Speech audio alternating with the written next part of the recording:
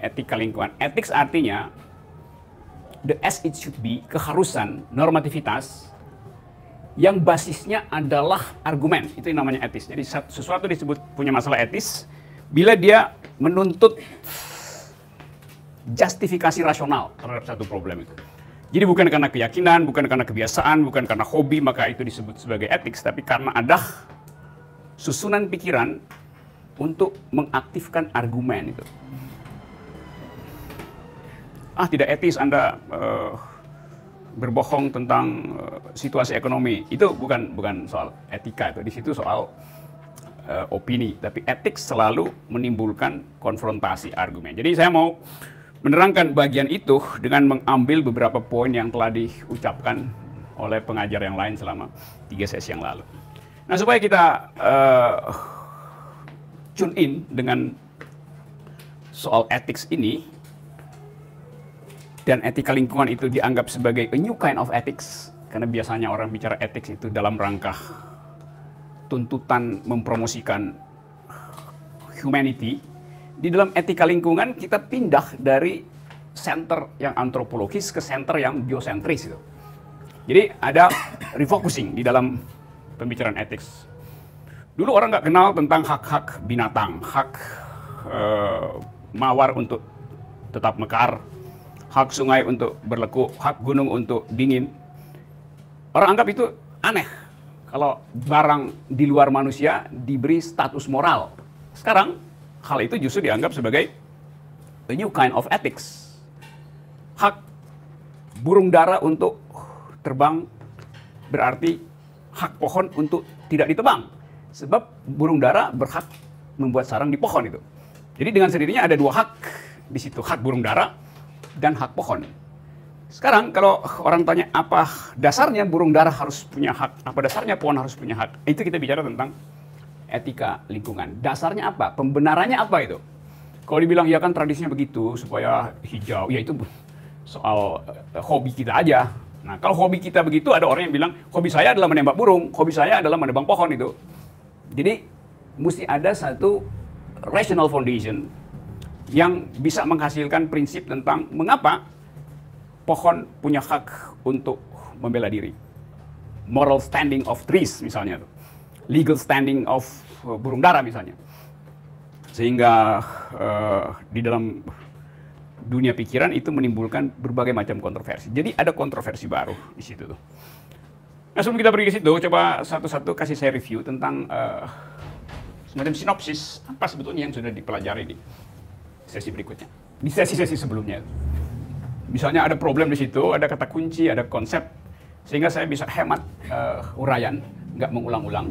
Dan kita di akhir kuliah ini akan sama-sama berupaya untuk menyusun semacam ethics, environmental ethics versi kita itu, berdasarkan pengetahuan kita. Kalau soal pengetahuan yang standar, Anda bisa baca semua buku di situ. Tapi feminisme dan lingkungan itu menuntut semacam standpoint, semacam keterlibatan yang berasal dari pengalaman kita, bukan karena pengetahuan kita. Jadi itu bedanya antara belajar tentang etika lingkungan dan menghasilkan etika lingkungan. Kita bisa belajar etika lingkungan dan bisa dapat A di dalam kelas. Tapi kalau dia nggak berbasis pada situated knowledge, pada hal konkret yang kita alami sehari-hari, maka kita cuma disebut sebagai ahli etika lingkungan, bukan ekofeminis. Seorang ekofeminis dia tumbuh dari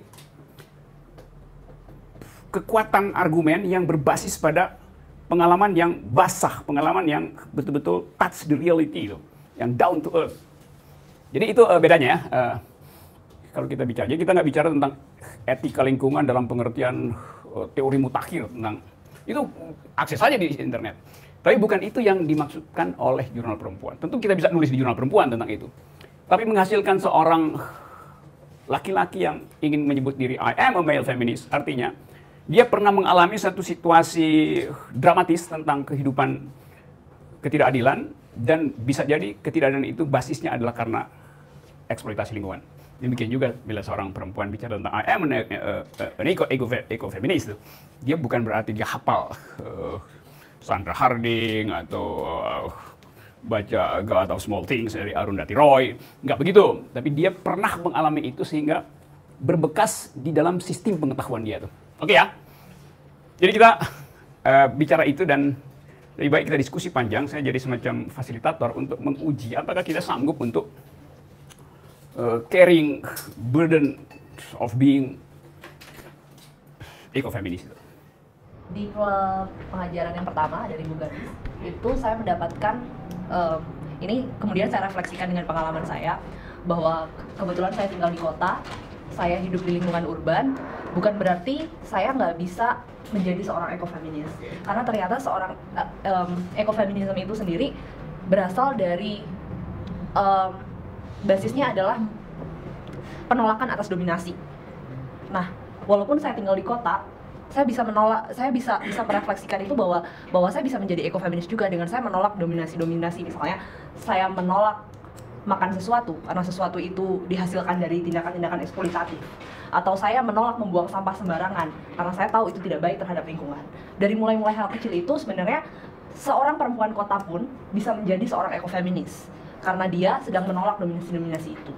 Itu sih, itu yang paling menarik di kuliah pertama. Mungkin teman-teman yang lain.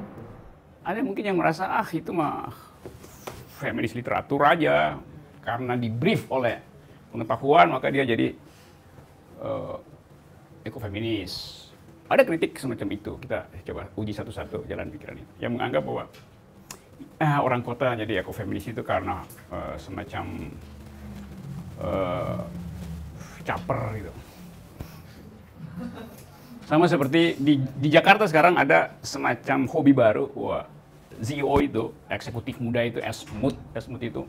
Kalau udah weekend dia pergi ke Sentul, naik sepeda di situ, dianggap wah ini udah peduli lingkungan. Tapi kalau Anda lihat, sepeda itu sampai di Sentul dibawa oleh mobil mewah.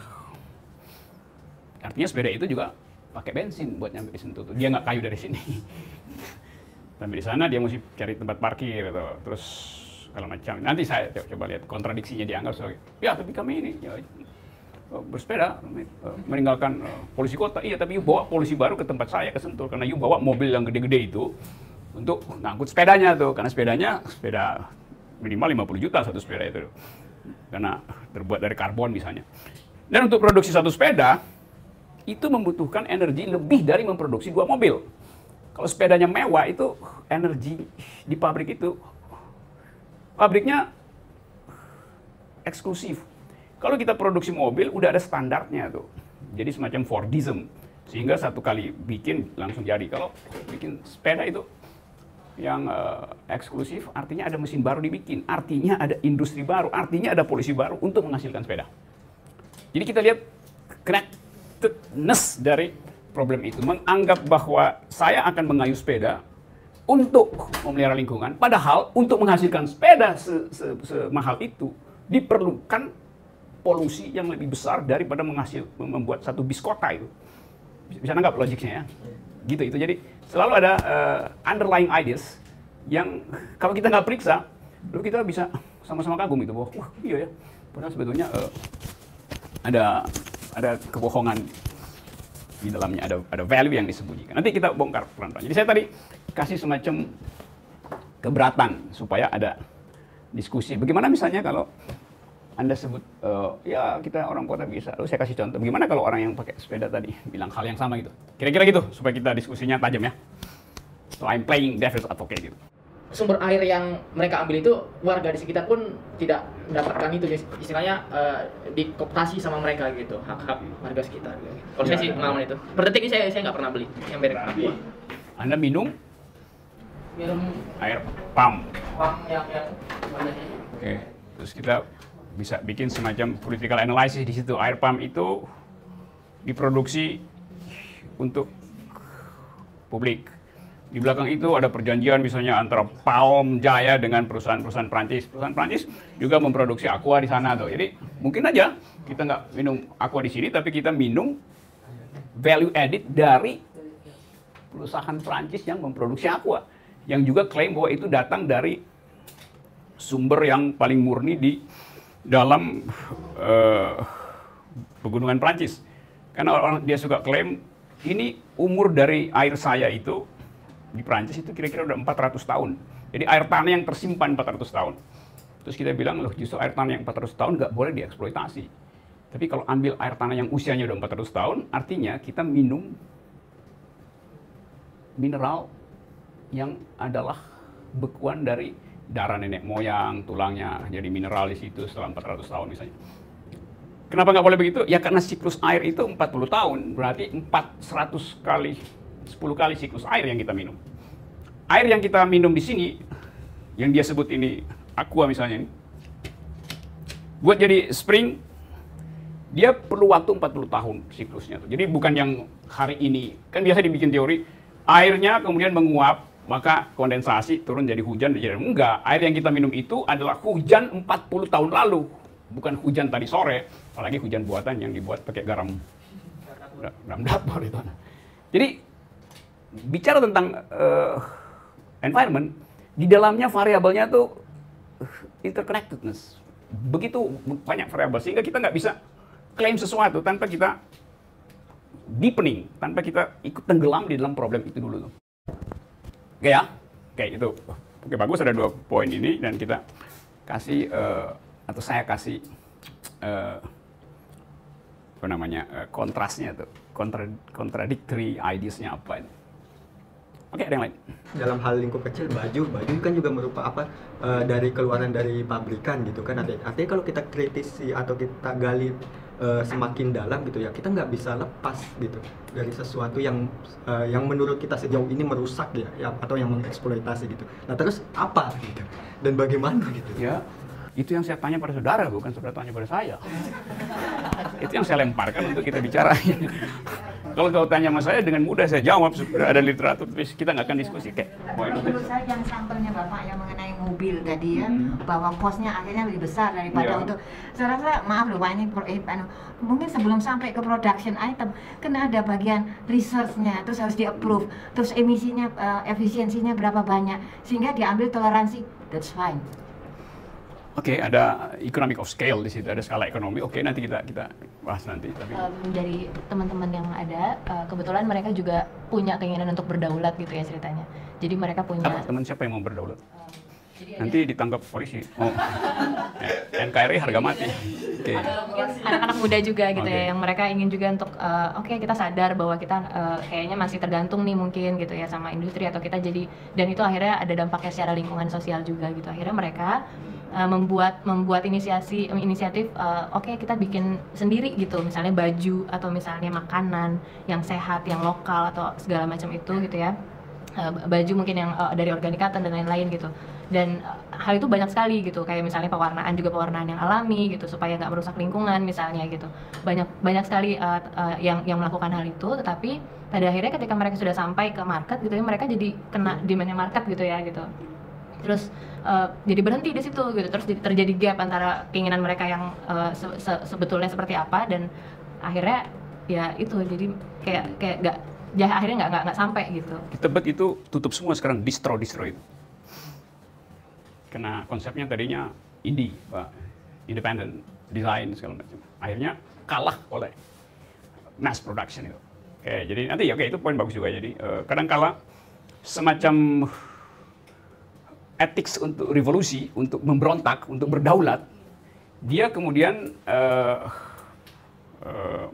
masuk di dalam wilayah yang sebetulnya bisa kita deteksi sejak awal bahwa pada tingkat tertentu revolusi akan memakan anaknya sendiri gitu. Kan jadi begitu kan? Yang tadinya di Bandung segala macam masuk ke Jakarta, dulu kan satu jalan Tebet itu produk alternatif semua kan. Tapi ya karena nanti kita bicara apakah itu, kan itu saya bilang, itu karena hobi atau karena ada semacam dignity dan conviction yang kuat dari orang sehingga mau fight melawan komoditas, problem komoditas. Di situ kita bisa lihat, oh ternyata Anda gagal karena Anda sebetulnya cuma ingin mengambil keuntungan dari isu ekologi itu. Kan ada yang ya segitu. Sama dengan problem yang dialami oleh Vandana Shiva misalnya dalam soal protect agriculture itu macam-macam. Tapi oke, saya dapat. Jadi kita lihat ya, menjadi seorang ekofeminis itu membutuhkan analisa yang dalam, tajam, menghitung konsekuensi, dan bukan sekedar jadi ekofeminis yang fashionable gitu. Fashionista, itu saya ekofeminis yang fashionista, hanya sekedar segitu. Jadi logik di belakang itu adalah waktu kita pindah dari anthropocentrism pergi pada biocentrism, seluruh etik kita itu berubah. Termasuk cara kita memberi harga, termasuk cara kita untuk memilih desain segala macam. Selama kita ragu-ragu untuk hijrah dari anthropocentrism pergi pada biocentrism, maka akan kena hukum seperti tadi. Seolah-olah ingin berdaulat, tapi baru jalan 2 langkah udah balik pulang cari mama. Cari mama ya, bukan cari ibu saya bilang. Saya bilang cari mama, karena papa lagi di rumah sakit.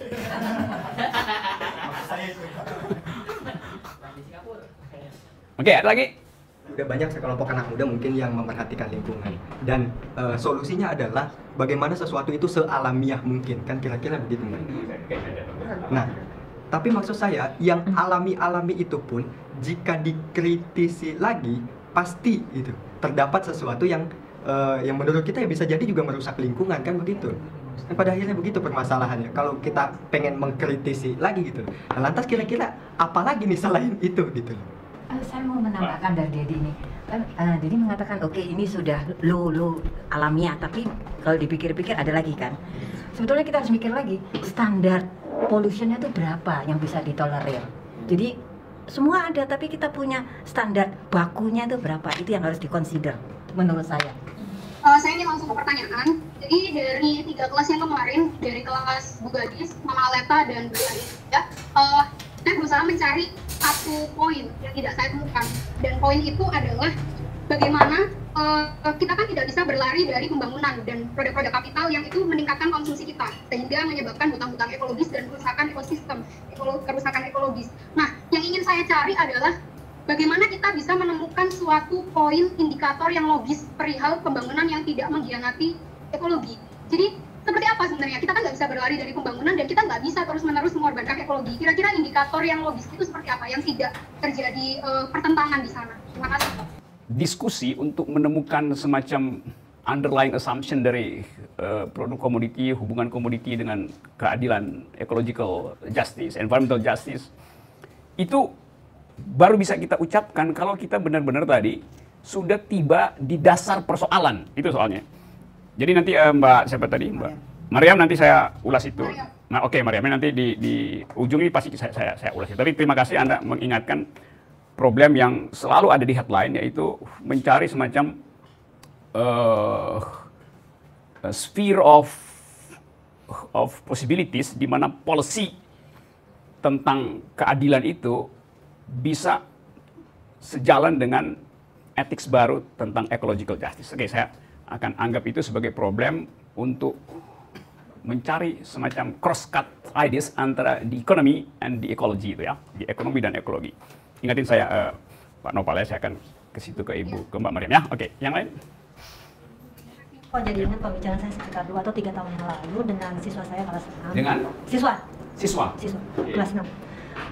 Waktu itu saya baru saja seperti sedang senang-senangnya dengan kenyataan bahwa alam itu punya hukum sendiri ya. Jadi dia sebenarnya tidak tergantung kepada manusia, tapi justru manusia yang tergantung kepada alam. Dan ada semacam gambar di situ, aku lupa dari mana. Jadi gambar itu kita menggambarkan bumi sebagai ibu, tapi ketika ibu bumi menggendong manusia, dia mengatakan, oke, terus saja lu rusakin gua, sebentar lagi lu mati tangan gua gitu. Jadi ada satu hukum alam, yaitu tenaga endogen, tenaga eksogen, yang sebenarnya mendudukan alam itu punya kuasa lebih daripada manusia. Jadi mau manusia mikir balik, tetap saja alam yang lebih berkuasa. Dan siklus alam yang disampaikan oleh Mbak yang dari Walhi, saya lupa, maaf namanya, yang mengatakan bahwa siklus air sekian puluh tahun, siklus apa sekian puluh tahun, pada dasarnya siklus itu akan memang selalu berubah. Kutub utara akan menjadi kutub selatan menjadi kutub utara, akan ada siklus di mana bumi mengalami kehancuran dengan sendirinya.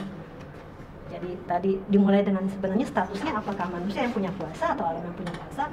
Ketika saya bicarakan itu kepada anak-anak, dengan seketika anak-anak menyadari bahwa oke, kalau kita nggak bergerak sekarang, yang mati kita bukan alam, karena alam punya hukumnya sendiri.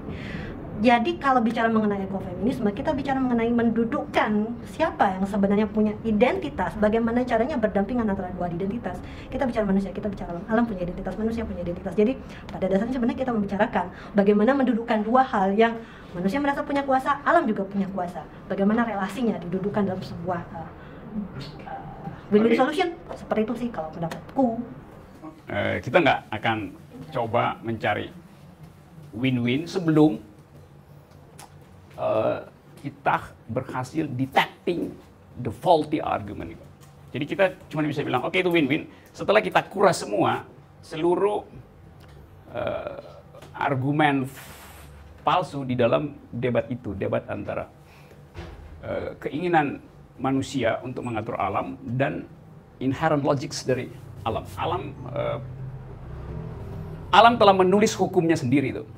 Tapi kita yang sebutin sebetulnya tuh. Bahwa alam, karena kita mesti assume supaya kita bisa pergi pada semacam apresiasi tuh. Tapi semakin kita apresiasi, kita sebetulnya sekaligus melakukan depresiasi karena kita mengapresiasi supaya alam itu jangan terlalu radikal kalau memberontak pada manusia. Kira-kira kan begitu kan pikiran. Tapi nanti kita ulas itu. 10 hari lalu saya masih di ketinggian 6.000 meter di Himalaya. Untuk tiba di Himalaya kita mesti lewati satu kampung namanya Langtang. Langtang Valley. Ada di kira-kira 4.500 meter. Tahun 2015 di Langtang itu terjadi satu peristiwa yang paling diingat oleh masyarakat Nepal, yaitu avalanche. Dan karena gempa bumi maka esnya longsor itu dengan batu-batuan. Maka Langtang yang berpenduduk kira-kira 900 orang itu ratah tanah tenggelam di bawah ketebalan es kira-kira 30 meter. Satu desa hilang. Hilang di situ 900 orang Nepalis dan 90 orang asing. Termasuk di dalamnya ada 3 warga negara Indonesia. Saya bikin foto di situ. Foto prasasti itu. Di Nepal orang Indonesia disebut warga negara asing kan. Sampai sekarang kalau kita mau capek, kita mau minum-minum sedikit di situ, pesta-pesta. Pesta ganja di situ. Karena itu sepanjang jalan itu Anda bisa konsumsi ganja. Pohon ganja itu pohon liar di situ. Boleh konsumsi ganja kecuali dibawa keluar dari wilayah itu ditangkap polisi. Masyarakat Nepal belum boleh menyanyi sesuatu yang riang gembira tuh. Karena belum 3 tahun. Itu 2015 kejadian itu. Kita anggap itu sebagai disaster. Orang Nepal juga anggap itu alam kok marah sekali kan. Tapi kemudian mereka lihat bahwa setelah gempa paling dahsyat itu, seluruh pohon besar itu tumbang di pegunungan itu. Asal Anda tahu Nepal itu 80% gunung isinya tuh. Dan dari pegunungan Himalaya itu ada 300 puncak, orang cuma tahu ada Everest, tapi ada 300 puncak gunung yang di atas 6.000 meteran. Bagi mereka gunung itu disebut gunung kalau udah di atas 6.000 meter. Kalau cuma kayak gunung gede yang 2.300 meter dianggap bukit aja. Bukit, hill aja disebut. Jadi pohon itu semua hancur. Dan itu justru dianggap sebagai rezeki karena dia nggak perlu tebang lagi pohon itu untuk bikin bangunan segala macam. Jadi kita lihat kontradiksi di situ. Manusia kemudian merumuskan bahwa hukum alam justru menguntungkan kondisi antropologis karena mereka mesti bangun desa baru gitu. Lain kalau di situ nggak ada pemukiman. Jadi kita menyebut itu sebagai alam telah menulis hukumnya sendiri. Bagi mereka yang kena musibah dianggap sebagai alam telah menghukumnya. Bagi mereka yang ingin membangun ulang menganggap alam telah memberi mereka kayu-kayu baru. Jadi selalu ada dual assumption di dalam satu peristiwa. Nanti tetap saya akan bahas lagi, tapi saya mau kumpulkan dulu kontroversinya gitu ya. Soal begituan. Karena kemudian alam itu rusak jaringan listrik segala macam, maka pemerintah Nepal supply desa-desa di situ sekarang dengan solar cell, energi matahari di situ. Dengan maksud supaya ada kehidupan yang tidak tergantung pada energi yang eksesif, listrik yang memerlukan diesel misalnya kan dianggap alamiah. Tapi saya perhatikan akhirnya solar cell itu disewakan oleh masing-masing, itu gratis dikasih pemerintah Nepal, disewakan untuk mencharge, jadi wisatawan di situ atau turis di situ yang adalah orang asing. Jadi Anda lihat solar cell itu dimaksudkan untuk memelihara kehidupan komunitas, tapi kemudian jadi komoditas untuk iPhone dan Android ngecharge. Yang ngecharge itu adalah orang asing yang kita anggap atau dianggap kapitalis ada di situ karena menikmati liburan gratis di situ yang memanfaatkan solar cell. Jadi tetap ada komoditifikasi di situ. Yang tadinya dianggap sebagai ramah lingkungan, akhirnya dipakai untuk ngecharge handphone. Apa artinya? Artinya dia mengundang produksi lebih banyak handphone di dalam logika environment. Karena orang kalau nggak ada solar cell, nggak ada charge kan orang ngapain gue bawa handphone itu? Sekarang orang bilang yuk ke Nepal yuk, bawa aja handphone, di situ ada charger gratis itu. Charger yang solar cell tapi bayar 30 rupiah, 30.000 satu kali ngecharge. Jadi ada komoditifikasi di situ. Jadi Anda lihat bahwa komoditifikasi bisa masuk ke dalam wilayah yang kita sebut sebagai local wisdom. Oke, itu satu contoh, masih banyak contoh lain. Saya masih ada yang mau komen soal-soal itu? Ya. Sistem pendidikan yang saat ini mungkin belum inklusif. Dari kamu juga filsafat UIN? Bukan. Bukan. Saya arsitek. Arsitek di Buduluhur. Iya. Ya, jadi sistem pendidikan yang inklusif itu belum terjadi gitu ya. Jadi ada kesenjangan pengetahuan antara masyarakat di desa dengan yang ada di kota gitu. Nah, hal itu jadinya aksinya itu jadi berbeda-beda gitu, dan kadang-kadang nggak sejalan jadinya gitu. Ada yang bilang oh ternyata ternak itu adalah yang menghasilkan gas metana yang cukup besar gitu, dan itu merusak lingkungan. Sementara di desa mereka perlu gitu, dan toh hasil buangannya atau emisi gas karbonnya bisa ditoleransi gitu ya dengan banyaknya pohon-pohon yang ada di situ gitu. Sementara yang di kota akhirnya jadi nggak makan daging beberapa gitu ya, memutuskan untuk tidak makan daging karena mereka anggap bahwa itu adalah kejahatan gitu secara kepada kepada lingkungan gitu. Jadi mungkin itu yang agak-agak jadi bagaimana gitu untuk bisa supaya sistem pendidikannya lebih inklusif aja gitu. Kita lihat Jakarta misalnya. Atau Masjid Istiqlal, coba Anda lihat Masjid Istiqlal. Ini ada pilar-pilar, terus ada kubah gitu.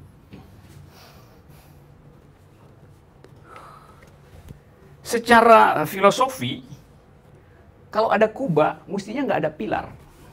Pilarnya mestinya cuma 4 dalam teori arsitektur. Pilar itu dimaksudkan untuk menahan atap yang horizontal. Tuh.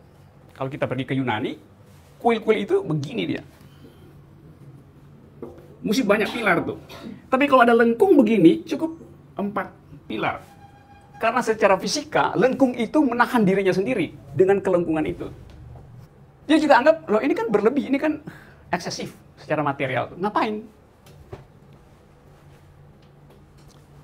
Dulu ini dibikin lengkung supaya mengingatkan adanya surga. Karena itu dulu di dalam arsitektur, lengkung itu harus dihiasi dengan ornamen surgawi itu.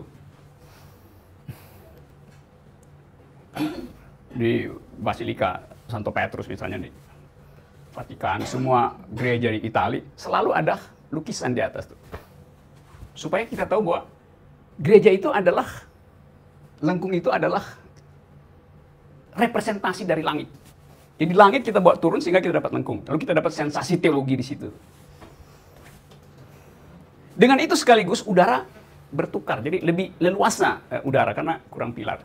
Tapi kalau dikasih pilar, terpaksa mesti pakai AC.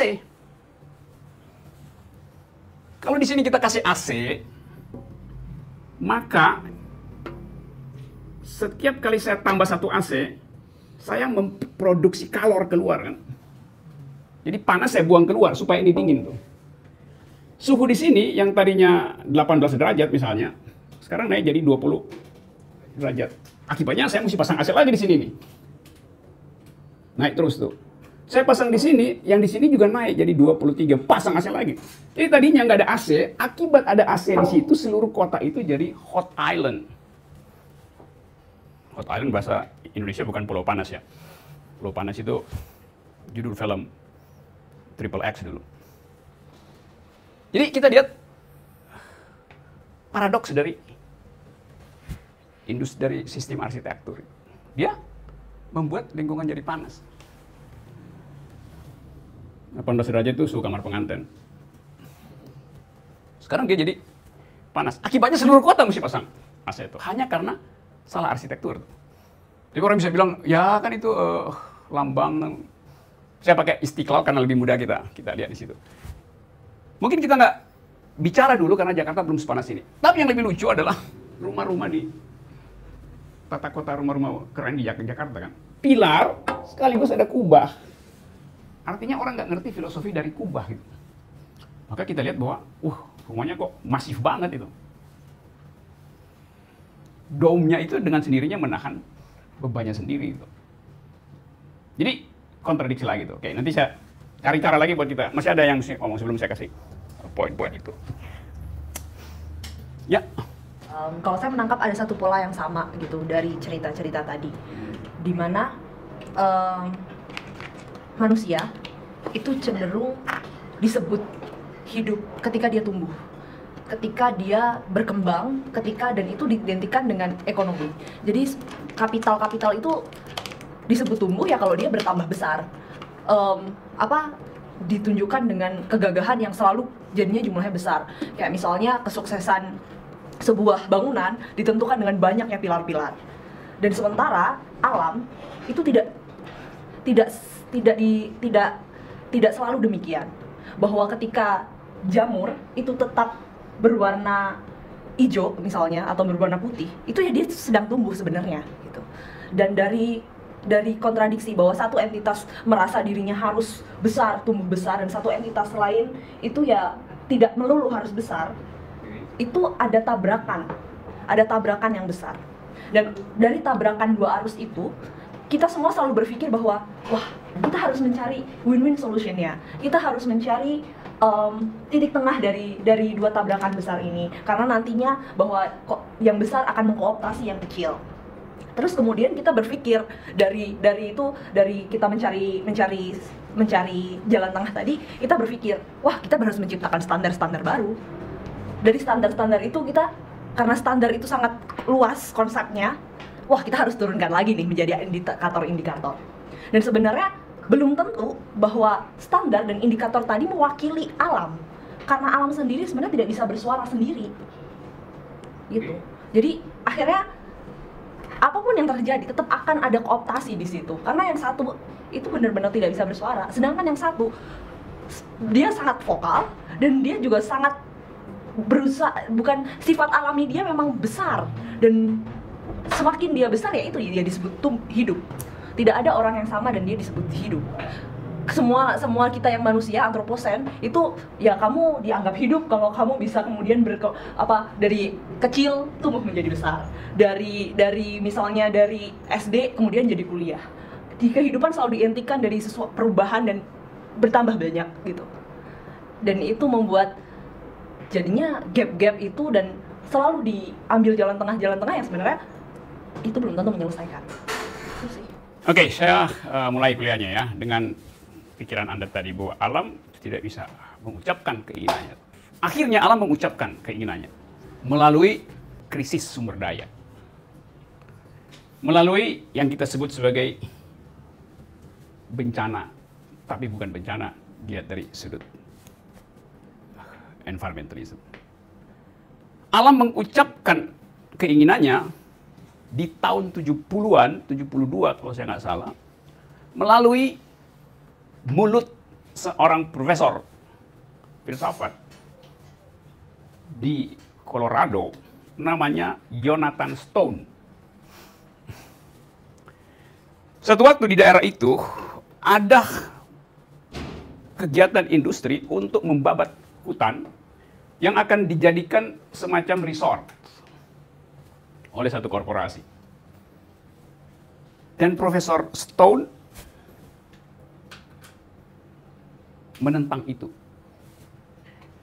Tapi pada waktu itu tidak ada cara untuk membelah dan mengartikulasikan kepentingan si pohon. Pikiran Stone kemudian bekerja secara efektif dan radikal untuk menemukan cara bagaimana supaya suara alam itu terdengar oleh hakim di pengadilan. Dia menulis satu artikel pendek, kira-kira 5-7 halaman, judulnya Should Trees Have Standing? Apakah pohon berhak untuk jalan ke depan pengadilan dan menyatakan saya tidak ingin ditebang? Sesuatu yang ajaib pada waktu itu. Bagaimana mungkin? Pohon itu bukan subjek hukum. Tidak ada dikatakan di situ bahwa pohon berhak untuk membela diri. Karena hukum kita antroposentris. Barang siapa artinya orang. Orang itu harus dewasa. Dewasa artinya pernah kawin atau di atas 18 tahun. Dewasa artinya tidak gila. Dewasa artinya laki-laki. Perempuan tidak punya legal standing di dalam tradisi hukum. Ini lebih gila lagi. Mau memberi legal standing pada pohon. Kan orang yang membela dirinya, dia mesti datang before the law gitu. Di depan hukum pengadilan. Ini pohonnya nggak bisa jalan. Bagaimana mungkin dia?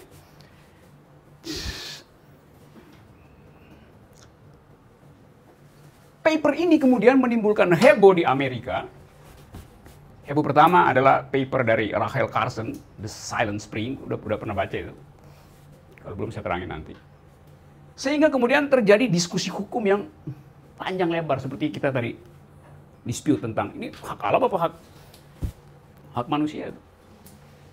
Inilah kampanye pertama yang kemudian menimbulkan teori yang disebut legal standing yang akhirnya jadi dasar dari hukum lingkungan. Dimenangkanlah oleh pengadilan di situ bahwa pohon punya hak untuk membela diri melalui pengampunya. Jadi dicarikan semacam perbandingan hukum. Kalau anak dalam hukum disebut idiot, nggak bisa berpikir, kan dia juga bukan subjek hukum kan? Karena dia nggak punya kesadaran, maka dia bukan subjek hukum. Kalau begitu dia boleh dibunuh, boleh dihilangkan. Boleh. Dari segi teori hukum positif, ya dia kan nggak punya kesadaran, sama seperti janin nggak punya kesadaran, ya boleh diaborsi gitu. Debatnya ada di situ. Tapi kemudian orang bilang, iya tapi dia ada pengampunya. Siapa? Ya wali anak itu. Kalau ibunya nolak misalnya atau ayahnya nolak, ada. Jadi teori perwalian itu kemudian dipakai sebagai cara berpikir paralel ke dalam sistem hukum. Maka dianggap bahwa pohon itu walaupun dia bukan moral person, tetapi dia diampuh oleh komunitas pengampuh hutan misalnya. Jadi kepentingan si pohon dilindungi oleh si pengampunya, masyarakat adat misalnya. Oleh karena itu si pohon kemudian punya legal standing. Sejak itu kemudian ada semacam pengakuan bahwa subjek hukum itu bukan sekedar manusia, tetapi juga makhluk yang non-human. Jadi ada perluasan pengertian tentang person in law. Dulu disebut person in law, apa namanya bahasa ini? Subjek hukum itu hanyalah orang. Waktu awal hukum dibuat, orang artinya laki-laki. Karena perempuan adalah properti laki-laki, jadi dia bukan subjek hukum itu. Jadi sekarang kita lihat evolusi dari hak. Tadinya cuma laki-laki yang boleh punya hak, dan laki-laki itu mesti dianggap sebagai laki-laki yang tidak, yang heteroseks, bukan yang homoseks. Karena itu kemudian ada istilah, supaya Anda bisa membuktikan, hadirkan seorang saksi di situ. Saksi itu harusnya seorang laki-laki. Dia disebut laki-laki kalau dia punya 2 buah sakar. Jadi bukan budak yang dikebiri. Dari situ istilah unus testis, nullus testis. Di dalam hukum ada doktrin itu. Satu saksi bukan saksi. Mesti ada 2 saksi. Yaitu laki-laki. Sebetulnya datang dari kata testis, testicle, buah sakar. Buah peler kalau orang bilang. Jadi Anda lihat dari awal hukum itu seksis, patriarkis. Perempuan nggak boleh jadi saksi. Karena perempuan nggak punya buah sakar. Artinya nggak mungkin menghasilkan reproduksi. Jadi dari awal hukum sudah seksis. 1, testis, nullus nihil. Ini bukan testis.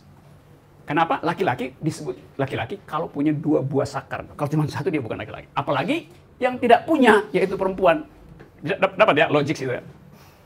Sekarang pohon nggak punya testis.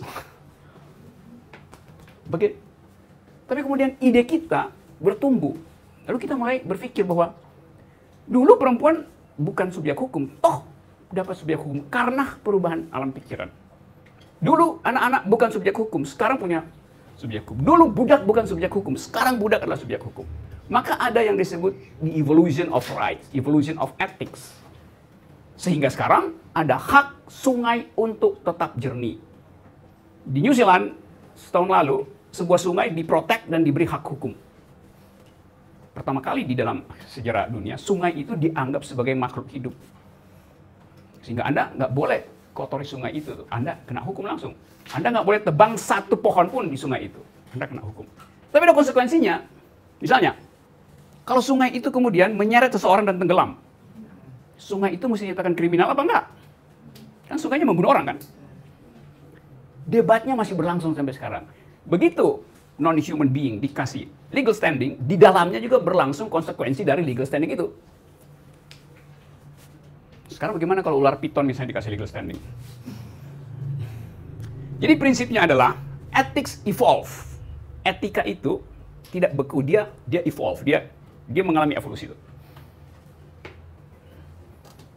Jadi Anda jangan kaget misalnya dalam 2 tahun kemudian ke depan hak batu untuk tetap utuh, nggak boleh dipecah misalnya. Bisa aja. Yang kita anggap sekarang kita nggak tahu perkembangan soal-soal semacam itu. Pohon yang tadinya barang yang di dalam agama disebut kuasailah alam. Jadi perusak alam pertama adalah teologi sebetulnya. Eksploitasilah alam demi kemakmuran manusia itu doktrin dalam teologi. Dalam pembelaan mungkin ya karena waktu itu mungkin belum ada problem scarcity. Tetapi secara hierarki dianggap manusia itu di atas alam, karena itu silahkan kuasai alam, eksploitasi alam. Yang sekarang kita anggap, wah itu artinya nggak beradab. Nah, dulu pohon itu juga kita anggap sih boleh kita potong. Sekarang kalau ada orang tebang pohon, kita anggap dia nggak beradab ya. Nanti ada parameter kapan dia boleh ditebang misalnya. Bahwa dia harus menghasilkan yang baru dibikin ya parameter itu soal parameter. Selingkaran segini berarti boleh ditebang. Karena nanti ada tunas dari bawah. Kalau segini nggak boleh ditebang misalnya. Itu soalnya. Tapi prinsipnya adalah ada penambahan artikel dalam hukum yang menghendaki non-human being juga harus punya legal standing. Jadi pohon yang tadinya unspeakable, sekarang dia unstoppable. Sama seperti perempuan. Dulu perempuan disebut sebagai the unspeakable.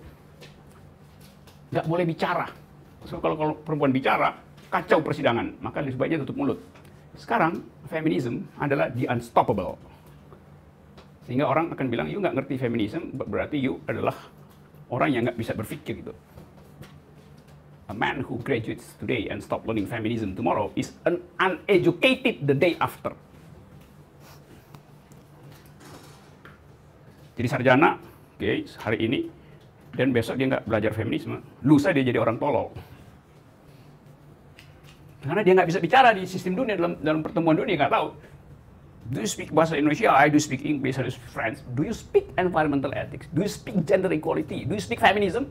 Buta huruf dia. Maka dianggap uneducated kalau nggak ngerti tentang environmentalism itu. Jadi kita boleh bilang bahwa kita ingin agar supaya ada grammar baru di dalam dunia pendidikan kita, yaitu environmental ethics. Bahwa ada kontroversi iya, tapi dunia tumbuh dengan new kind of ethics untuk create kehidupan yang lain. Nah, paralel dengan itu, seluruh marginalitas kemudian terinspirasi untuk menuntut hak. LGBT. Kenapa? Ya karena demokrasi harus sampai mengenali pengalaman paling dasar dari manusia. Demokrasi artinya mengenali pengalaman warga negara. LGBT itu adalah pengalaman dasar manusia. Sama seperti hak pohon untuk tiba di depan pengadilan minta hak. Dengan cara itu feminisme menjadi semacam proponen dari perjuangan seluruh sistem marginal. Jadi feminisme mengambil inisiatif untuk menghasilkan new kind of ethics, yaitu egalitarianisme baru. Dasarnya di situ sebetulnya. Dalam teori disebut sebagai environmental justice. Nanti saya terangkan lagi jebakan esensialisme di dalam ekofeminisme sebagai catatan kaki supaya kita bisa tahu kalau di debat bagaimana cara mengatasi debat itu. Jadi kita tahu sekarang bahwa di dalam etika feminis yang disebut ethics of care terjadi semacam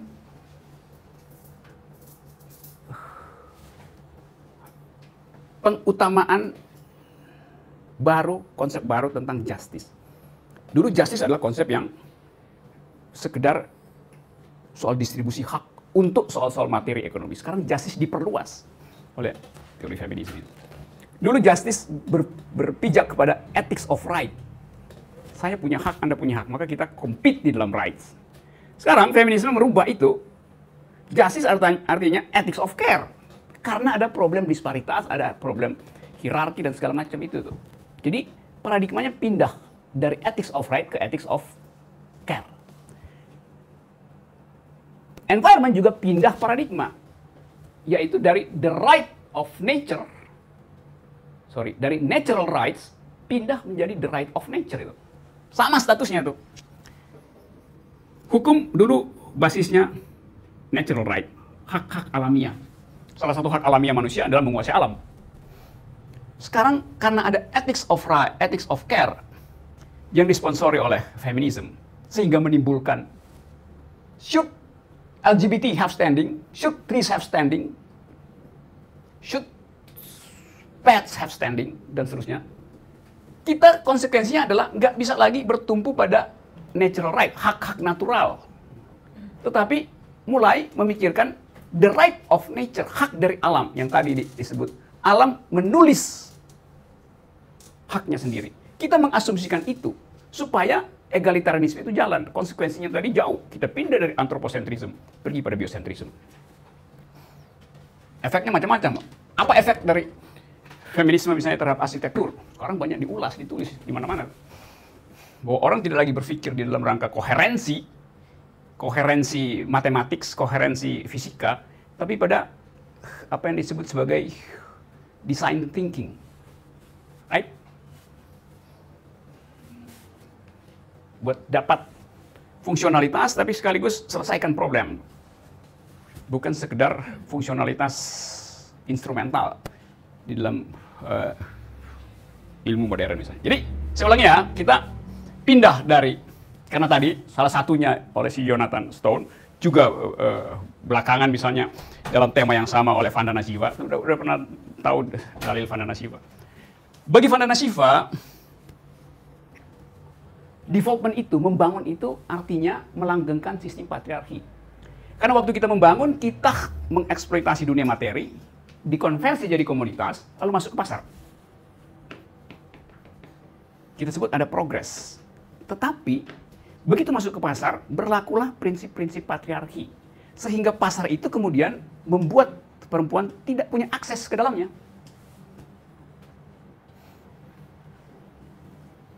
80% produk pangan dunia dihasilkan oleh jari perempuan di dunia. Logikanya, dia harus punya akses 80% pada sistem produksi, pada sistem right. Faktanya, hanya 14% perempuan yang punya akses pada properti, pada right. Padahal dia memproduksi 80%. Artinya, sistem patriarki menutup hak perempuan untuk memiliki akses terhadap alat-alat produksi. Jadi dia tetap adalah buruh di dalam sistem produksi pangan. Padahal pangan dunia dihasilkan oleh kecerdasan perempuan.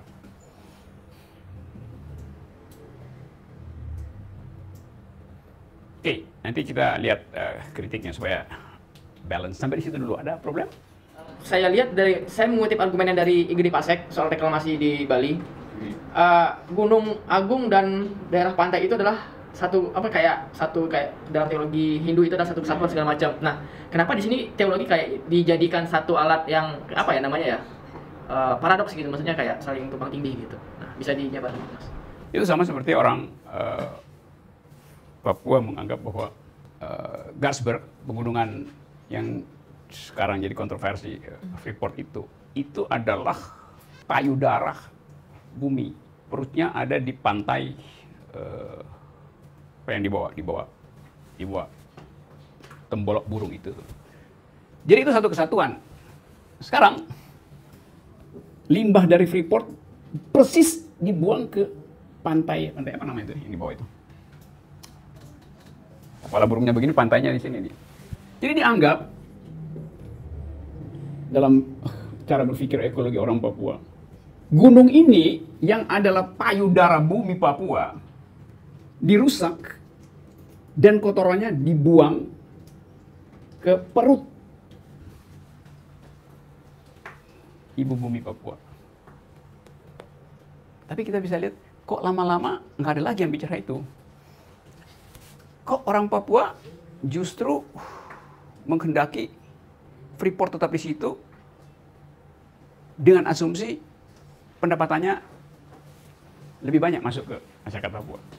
Kan tetap ada semacam perubahan cara pandang. Jadi boleh eksploitasi asal memakmurkan. Local wisdomnya di mana tuh?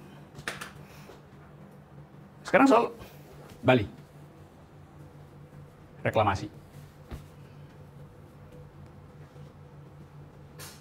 Kalau dianggap bahwa reklamasi itu akan menghasilkan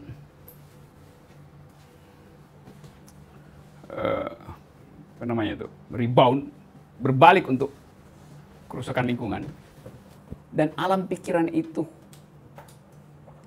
dipakai konsisten, maka seharusnya reklamasi Jakarta juga dikritik orang Bali itu. Karena itu kan alam pikiran. Tapi kalau dianggap ya ini kan local wisdom Bali aja. Ya tapi logic behind the local wisdom adalah justice, dan justice itu harusnya berlaku pada seluruh wilayah yang sama. Tapi kita nggak lihat konsistensi itu. Kenapa?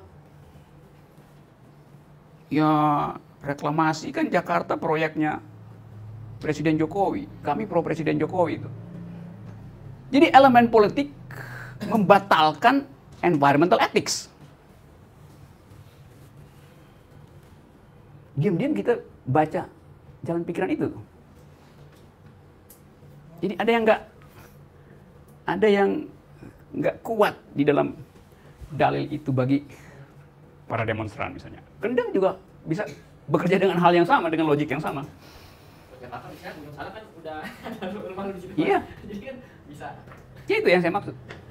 Jadi menjadi seorang ekofeminisme itu mengambil risiko untuk bertentangan dengan makropolitik, dan itu yang dihindari oleh beberapa aktivis. Jadi kita mesti katakan, ya ternyata you nggak punya integritas sebagai aktivis. Karena you menghitung variabel jangka pendek untuk satu perjuangan jangka panjang. Nah, ada tuh yang protes-protes reklamasi sekarang. Jadi kita lihat konsistensi. Jadi intinya adalah konsistensi. Tapi kan nanti bermasalah nanti kalau feminis itu nggak ngitung itu, karena feminis itu investasi peradaban, bukan investasi politik gitu. Investasi 5 tahunan gampang aja kan dibongkar-bongkar tuh. Tetapi jalan pikiran feminis adalah menghasilkan justice. New kind of justice bahkan, bukan justice dalam pengertian distribusi Rawlsian, distribusi Lockean, segala macam itu, tapi a new kind of justice di mana inherent di dalam justice itu adalah ecological justice, environmental ethics. Itu yang jadi soal utamanya tuh. Oke, ada pertanyaan lain. Kalau misalnya yang sebenarnya sedang ingin dicari adalah ecological justice dan environmental ethics tadi. Nah, permasalahannya adalah siapa yang bisa mendefinisikan itu. Kalau kita berkaca pada isu climate change, misalnya dunia ini ditentukan dengan hitungan-hitungan komputer, dan hampir semua orang punya hitungannya sendiri, dan tidak ada yang sampai hari ini tahu siapa yang paling benar dan siapa yang paling salah. Dan akhirnya bagaimana mendefinisikannya? Kalau kita berasal dari sesuatu yang sama sekali tidak bisa kita definisikan, ya bagaimana kita bisa percaya sepenuhnya pada itu? Dan kalau kita sendiri tidak mampu kemudian mengakui bahwa tidak ada sesuatu kebenaran yang mutlak, bahwa bisa saja definisi-definisi yang sudah ada itu juga bisa ada antitesisnya, terus gimana gitu? Jadinya kan muter. Dan perputaran itu sebenarnya kan semakin menguji kita terhadap konsistensi sebenarnya. Apakah kita bisa konsisten mengikut berproses dalam dialektika ini? Dan sebenarnya nanti kita juga akan bicara soal sebenarnya seperti apa konsistensi itu. Bahwa mungkin sikap-sikap yang menurut saya konsisten bisa jadi tidak konsisten terhadap orang lain. Ada problem logis di situ. Dialektika itu, kalau konsep itu diaktifkan, Anda nggak usah tafsiri. Sebab dialektika bekerja menurut inner logiknya, bukan karena keinginan kita. Yang jadi problem, orang suka salah dan sangat sering salah, termasuk profesor-profesor, menganggap bahwa tesis itu datang dari luar. Antitesis datang dari luar. Tesis, antitesis, sintesis. Lo nggak begitu cara berpikir Hegel itu. Tesis itu mengeluarkan antitesisnya sendiri. Jadi dia diuji di dalam internal konsistensi. Bukan ada tesis maka timbul antitesis dari luar yang melawan. Enggak. Tesis di dalam dirinya selalu menghasilkan lawannya sendiri supaya dia diuji. Dia minta diuji sendiri. Itu fatal. Orang akademisi itu hal yang paling sederhana di dalam konsep itu dikacauin. Kan nanti ada jadi asing itulah antitesis dari nasional. Lo enggak, nasional itu menimbulkan kontradiksi sendiri karena kebodohan di dalam negeri sendiri, bukan karena antitesis asing gitu. Itu konsep dialektik tadi ya. Sekarang kita radikalkan konsep itu menurut kecemasan Anda tadi. Kalau hutan terbakar misalnya di Kalimantan, kita ribut gitu. Kalau saya seorang radikal ekologis, saya akan bilang, nggak apa-apa terbakar. Hutan yang terbakar di Kalimantan itu sama seperti korek api di dalam mata ekologi. Itu kecil banget. Jadi maunya seluruh bumi hangus pun itu kecil banget. Karena ekologi bukan cuma bumi, ada ribuan sistem tata surya. Seluruh galaksi kita hancur, itu juga kecil banget. Dari sudut pandang radikal ekologi itu. Kenapa? Bumi ini mesti hancur supaya ada pertumbuhan baru. Itu namanya dialektik. Bumi akan menghancurkan dirinya sendiri supaya dia memperoleh sintesis. Kan itu soalnya tuh. Jadi how deep, how low can we go di dalam analisis. Tetapi kita nggak mau masuk di dalam kekonyolan berpikir semacam itu kan. Karena itu artinya kita mendesain sesuatu dengan akibat membatalkan keinginan kita untuk menghasilkan justice hari ini. Karena itu feminis kemudian mengambil solusi yang disebut standpoint. Jadi bukan teori maksimal tadi, bukan teori makro tadi, teori yang menggemparkan tadi, tapi bagi feminis, ekofeminisme itu harus di dalam rangka standpoint.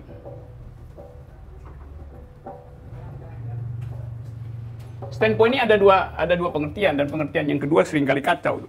Standpoint pertama artinya saya bersikap kritis karena saya tahu logik dari ekologi itu. Karena saya belajar tentang matematika dari footprint teori, maka saya bisa berpikir bisa aja. Satu poin.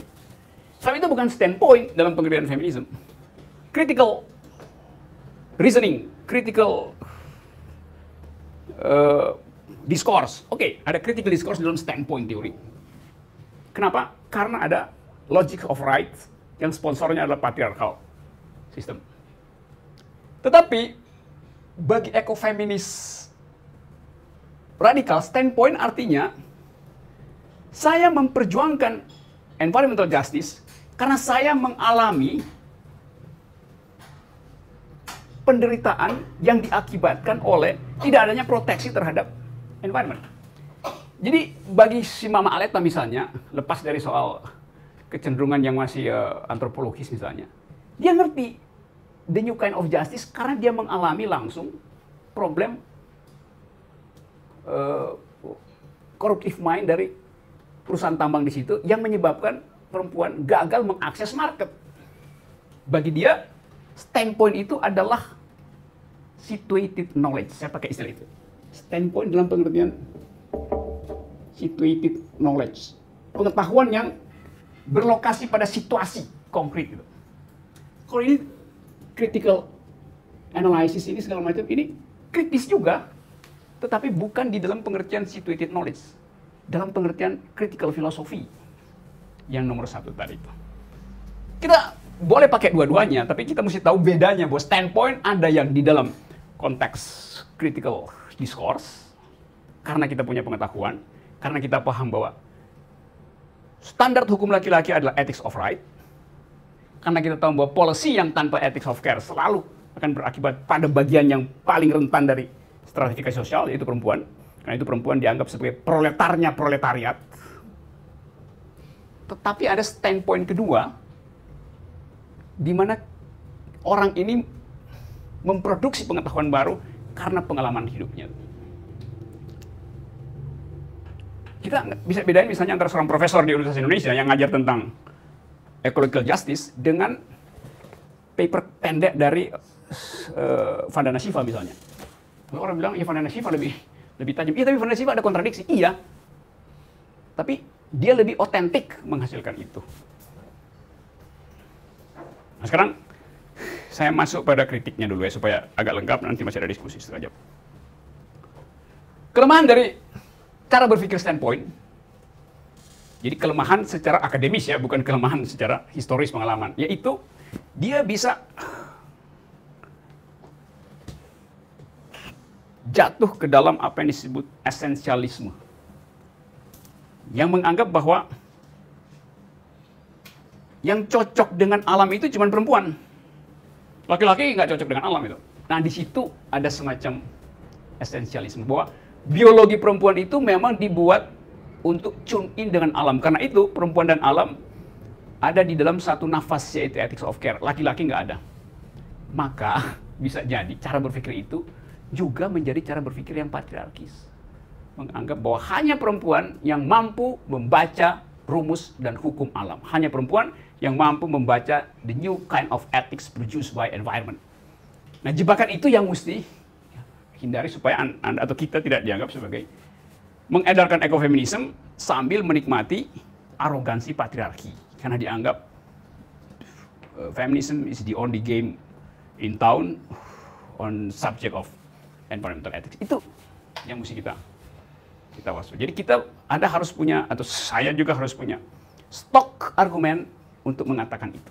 Sekarang saya masuk di dalam tema itu. Stok argumen Anda apa kalau ada orang menganggap bahwa kalian, apalagi kalian anak kota kan, feminis kalian adalah fashionate aja, fashionable aja, itu kayak distro doang, kayak feminis indie gitu, seolah-olah independen tapi sebetulnya nggak ngerti, seolah-olah pencinta lingkungan, cuma naik sepeda tapi sepedanya dibawa pakai mobil mewah ke Sentul, baru dia naik sepeda di Sentul, pulangnya dia mesti pakai mobil yang sama tuh, sama itu juga polusi aja kalau mau naik sepeda, dari sini naik sepeda sampai Sentul kalau mau.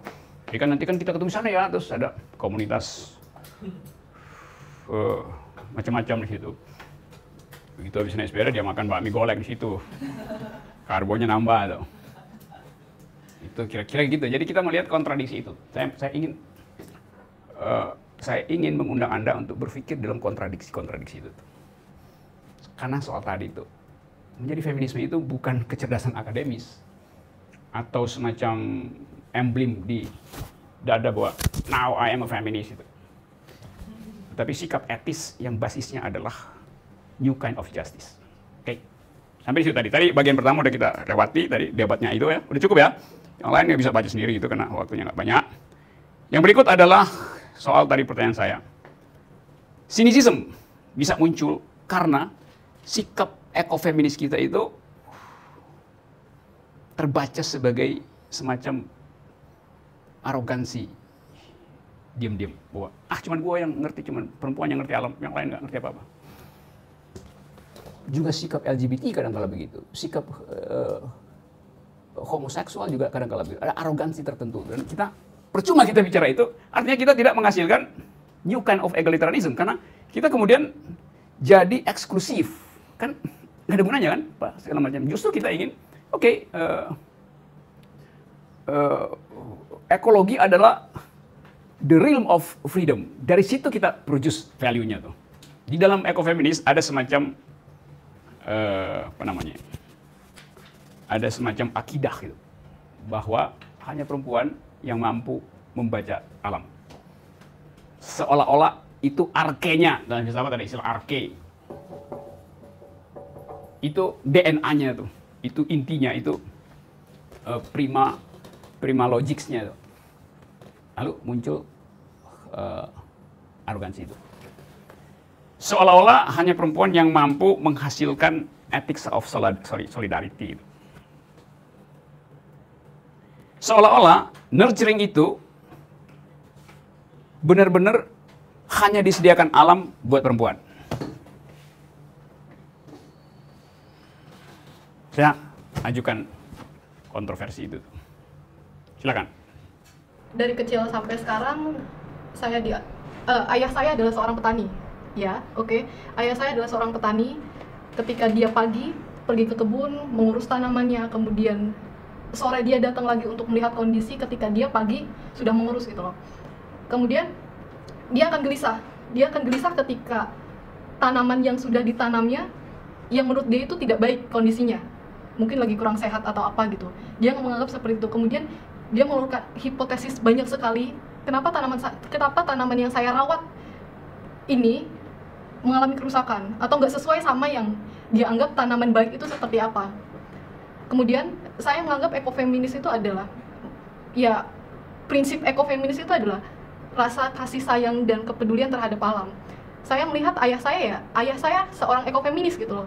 Ya, saya menolak ketika ada anggapan bahwa ya hanya perempuan saja yang menganggap dia bisa memahami alam dan lingkungan. Dia akan gelisah ketika alam rusak dan lain sebagainya. Tapi buktinya, saya melihat ayah saya ya, dia adalah seorang ekofeminis karena ya dia paham terhadap tanamannya. Dia akan gelisah, kemudian dia mengeluarkan hipotesis dan lain sebagainya.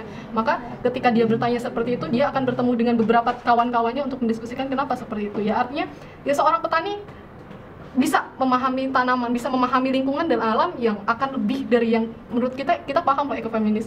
Sebagai perempuan, sebagai orang kota yang menolak minum air atau apapun dan lain sebagainya, ya buktinya itu gitu loh. Ya saya menganggap ekofeminis saya seperti itu. Ya. Sekarang kalau saya jadi devil's advocate ayah kamu tuh, diam-diam saya nguping pembicaraan mereka. Ini kok sakit penyakit ya? Terus yang satu bilang, iya tuh bahaya nanti. Satu bilang, iya. Ntar gimana kita jualnya ntar? Pasti ditolak pasar atau harganya akan turun tuh. Economic underlying assumption semacam itu seringkali bersembunyi di dalam teori ekofeminis. Kecuali ayah kamu adalah seorang petani Jepang yang hanya memproduksi sebatas yang dibutuhkan oleh tetangganya untuk dikonsumsi. Atau restoran kecil di daerah itu yang diurus oleh koperasi. Di Jepang beras itu diproduksi terbatas betul. Dia mau lebih, dia nggak mau. Karena dia tahu daya dukung lingkungan itu dan standar supaya dia tetap tadi ya palpasi, dia tangannya itu ada di perut sawah itu. Tentu saya berpikir positif terhadap ayah kamu dan terhadap kamu. Tapi sebagai teori kita mesti analisis itu. Jangan-jangan sinopsis dari ekofeminis itu adalah untuk tune in dengan parameter pasar tadi itu. Jadi dia cemas karena nggak bisa masuk pasar. Kalau saya misalnya ayah kamu, saya bilang nggak apa-apa membusuk di situ. Sebagai seorang radikal ekologi, saya bilang ya memang mesti membusuk, nggak mungkin semuanya itu bagus. Supaya tidak semuanya saya jual. Sebagian saya mesti kasih makan cacing di dalam tanah saya dengan busuk itu. That's the logic of radical ecology.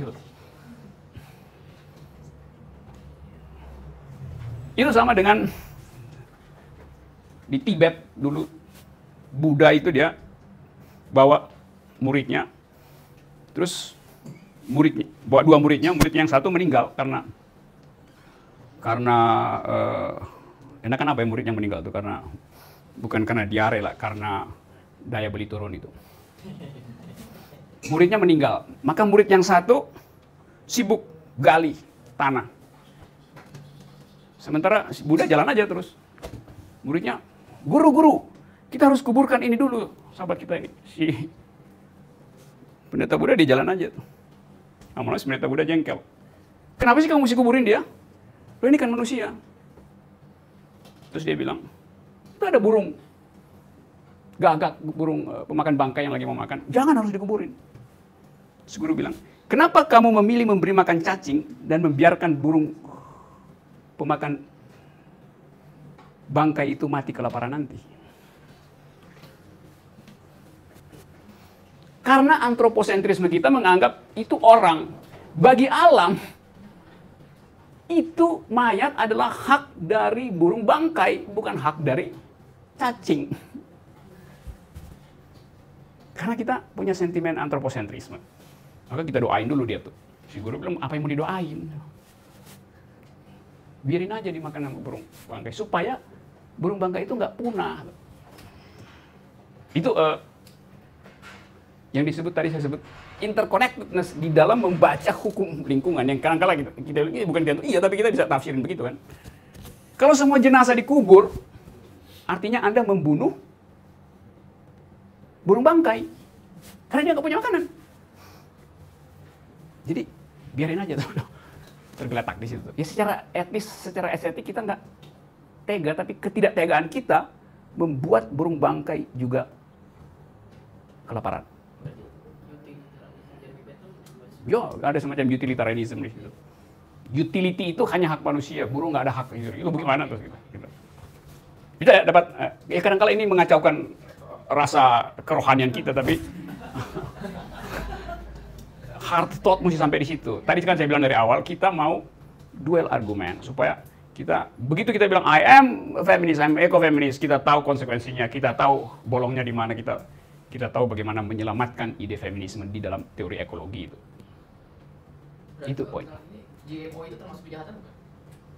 Genetical modified. Iya. Coba kita sedikit bahas itu, GMO itu. Rekayasa genetik untuk menghasilkan makanan yang enak tapi nggak bikin gemuk, kira-kira begitu. Sorry. Dear friend of mine. Gimana coba GMO itu? Siapa yang mau kasih poin itu? Dari segi apa? Kita bisa lihat apa sebetulnya yang ingin dihasilkan oleh GMO itu. Kalau untuk obat, apakah? Iya, kalau untuk obat misalnya.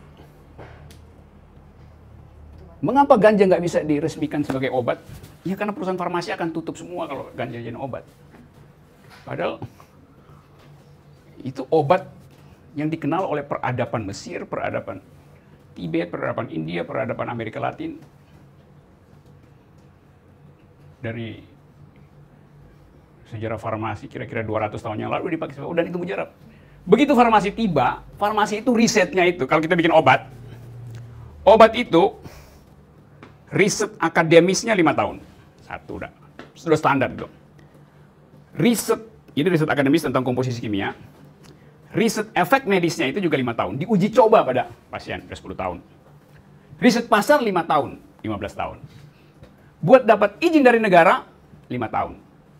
20 tahun untuk menghasilkan 1 tablet. Dan investasi itu mahal betul. 5 tahun kemudian baru minta diproteksi intellectual rights-nya. Jadi 25 tahun untuk menghasilkan obat. Tiba-tiba ganja itu bisa dilegalkan. Orang cuma perlu pergi ke Sukabumi, pergi ke Tibet, pergi ke Aceh untuk sembuh tuh. Apa nggak marah industri farmasi itu? Maka dia akan bilang, ganja itu harus dinyatakan ilegal. Kan logikanya begitu. Sama seperti jamu yang kita bikin itu. Ya, orang Eropa kan bilang, iya itu jamu, tapi itu bukan obat, itu suplemen aja. Kalau dinyatakan obat, dan over the counter bisa beli gampang, ya aspirin segala macam, derivat-derivatnya yang di riset 25 tahun itu ya bangkrut dong. Jadi, ada economic analysis of medicine yang basisnya adalah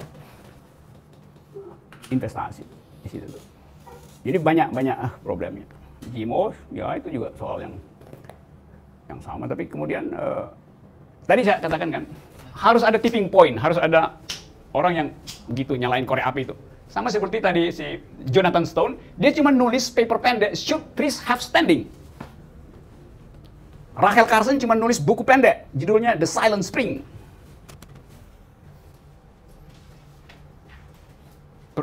Jurnal Perempuan cuma nulis edisi kecil, Ekologi dan Perempuan. Bisa difotokopi di belakang. Jadi itu yang disebut sebagai tipping point. Tek.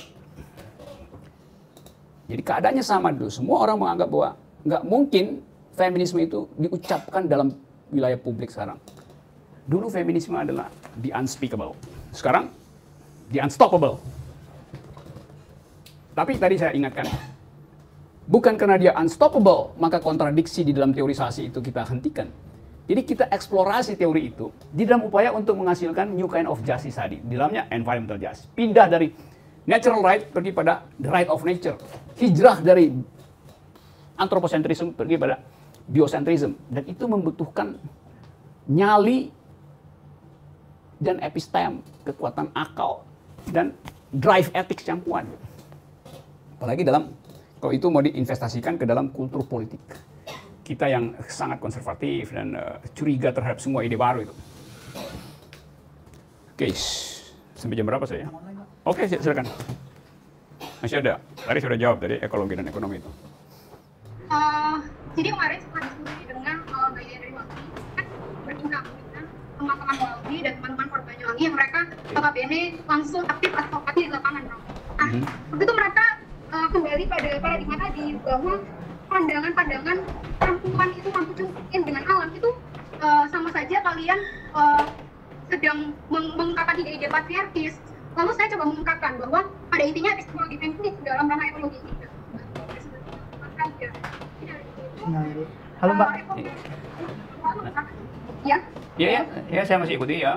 Jadi ekofeminis ini berusaha menggunakan sumber pandang ya untuk menemukan solusi akan ketidakadilan itu. Jadi ekofeminisme ini seperti sebuah feminisme yang lebih luas, tidak terbatas pada penempatan.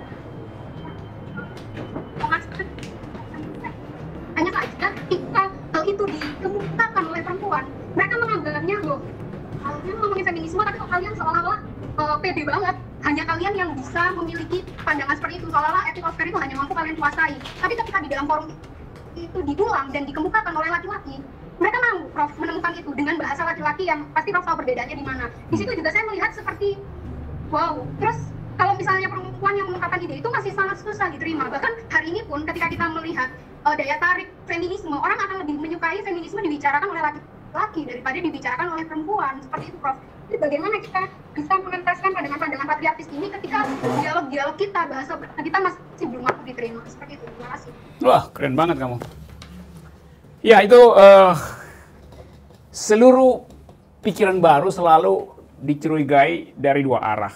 Pertama, dia akan mengganggu establishment, the old establishment power, apa enggak gitu. Kedua, kecemburuan dari mereka yang pikirannya separoh. Jadi kalau si laki-laki bilang begitu ke kalian, anggap aja pikiran dia separoh itu. Jadi kekurangan pengetahuan menimbulkan kecemburuan itu. Jadi nggak penting sebetulnya soal itu dipelihara sebagai kecemasan. Nah, tadi saya terangkan bahwa kalau saya menerangkan tentang ekofeminisme, sekaligus saya berupaya menerangkan kontradiksi di dalamnya itu. Jadi ekofeminisme adalah a new kind of ethics yang selalu dalam status in the making. So we are witnessing a history in the making. Dan Anda adalah bagian dari proyek itu, walaupun Anda ada di daerah. Jadi jangan cemas hanya karena literatur kurang. Harus menganggap bahwa Anda sedang diuji apakah etik dari ekofeminisme itu bisa menjawab misalnya problem-problem lingkungan di kita. Apakah dia bisa menjawab kegagalan pemerintah daerah dalam menyusun APBD yang bias patriarkal? Di dalamnya ada analisis ekofeminisme itu. Jadi sekali lagi, siapa namanya tadi? Mariam. Saya percaya bahwa kalau kita punya dua konsep, dan konsep pertama gagal, maka konsep kedua akan mengambil alih itu. Jadi selalu ada kemampuan dari pikiran untuk mengambil alih bagian yang dipunahkan di dalam perdebatan. Yang terakhir adalah patriarki itu bisa bersembunyi di dalam kurikulum, bisa bersembunyi di meja diskusi itu. Bisa bersembunyi di dalam tutur kata yang seolah-olah feminis, tetapi menjadi feminis berkali-kali saya katakan itu bukan soal kecerdasan akademis, tapi kecerdasan etis. Dan kecerdasan itu akan diuji di dalam konsistensi dengan apa yang Anda lakukan dalam lingkungan Anda. Salam buat teman-teman di manapun kalian berada berdiskusi dan selamat menikmati cemilan di situ. Oke, thank you. Oke, terima kasih. Ini yang lainnya. Ya, kelihatan di daerah tetap ada keinginan untuk cope dengan ide baru ekofeminisme, tapi diganggu oleh kalangan yang saya nggak mau sebut nama yang saya sebut di Twitter, kalangan yang cemas sebetulnya karena dianggap mengganggu status quo. Yang lain ada? Masih ada waktu 15 menit. Ya. Begini Bang, tadi aku kan menyebut bahwa ada banyak kepentingan dalam melihat alam ini. Salah satunya kan kepentingan market. Kemudian saya hubungkan dengan tadi di awal juga Abang bicara mengenai bahwa teologi. Abang ada kecenderungan ingin mengatakan teologi ini merusak alam, kan kira-kira begitu. Nah, saya hanya ingin mungkin memberikan suatu narasi. Nanti saya mohon tanggapannya, Prof. Gak konsisten ya. Dalam falsafah Islam. Dalam falsafah Islam. Saya pikir dia sangat ekolog sekali. Kenapa begitu? Di pertemuan pertama saya sampaikan ke Bu Gadis bahwa Ibnu Sina itu memandang yang begini, yang ini itu punya jiwa, nafs.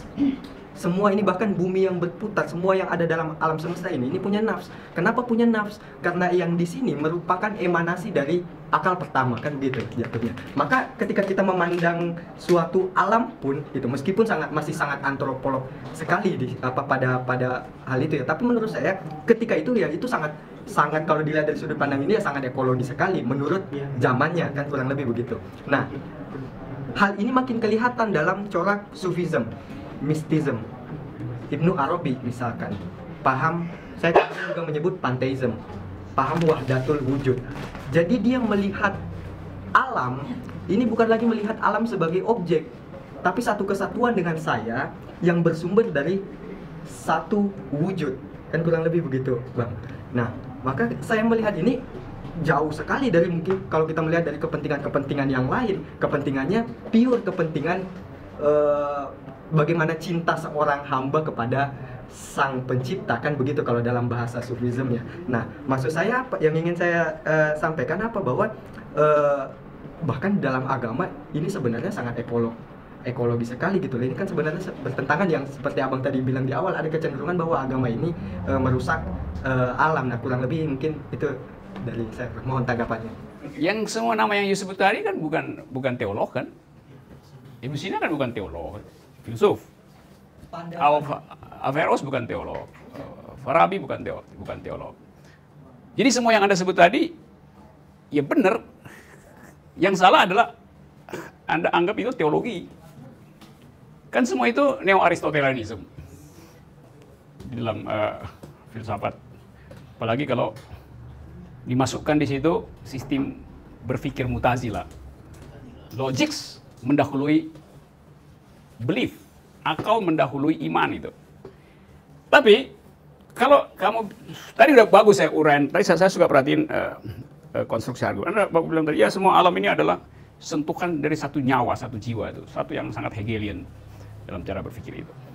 Lalu Anda anggap tadi itu kan cara kita sebagai hamba memandang alam kepentingan. Begitu Anda sebut kata hamba, hierarki langsung bekerja di situ. Kan jadi buruk argumennya tadi.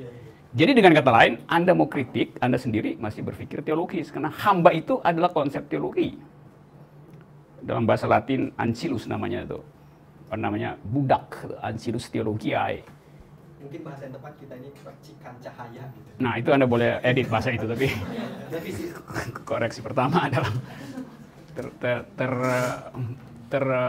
captivated by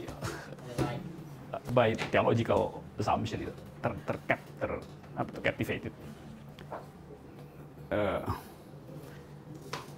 Captivated apa ya bahasa Indonesia?